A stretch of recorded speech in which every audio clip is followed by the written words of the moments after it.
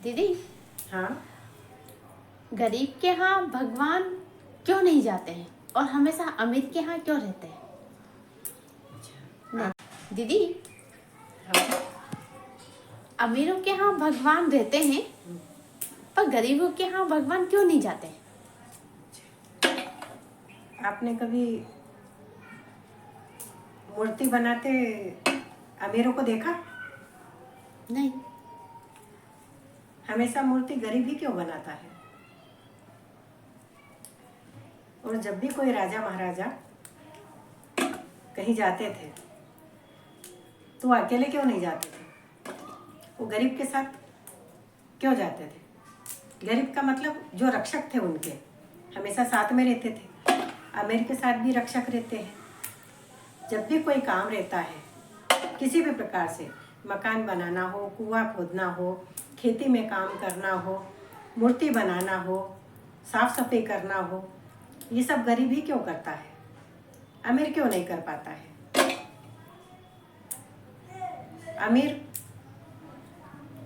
गरीब के हाथ मरना पसंद करेगा, लेकिन कभी गरीब को देखा कि अमीर के घर पे मरा वो? कभी नहीं।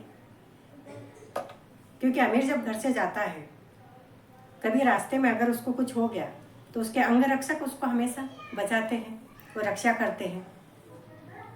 इसी प्रकार से गरीब को कभी भगवान की जरूरत नहीं पड़ी, अमीर को पड़ती है। और अमीर गरीबों की बनाई हुई चीज़ों को इस्तेमाल करते चले आए हैं। वो उनका बिजनेस है, न कि उनका भगवान है। मूर्ति बनी हुई मंदिर में बिठा देते हैं तो पैसा कौन कमाता है? पुजारी उस मूर्ति को। मकान बनाते हैं तो रहता कौन है उसमें? वो मालिक। कुआं खोदता है तो उसका पानी कौन पीता है? वो मालिक। तो गरीब सारे कार्य करेगा,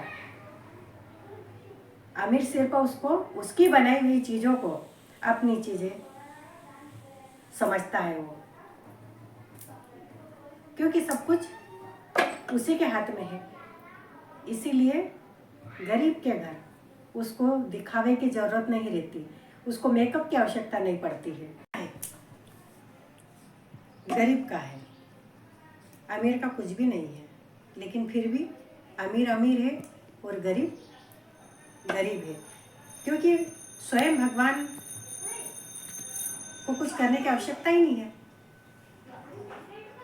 उसको मूर्ति की आवश्यकता पड़ रही है, लेकिन गरीब को मूर्ति की आवश्यकता नहीं है। वो तो खुद ही एक कलाकार है।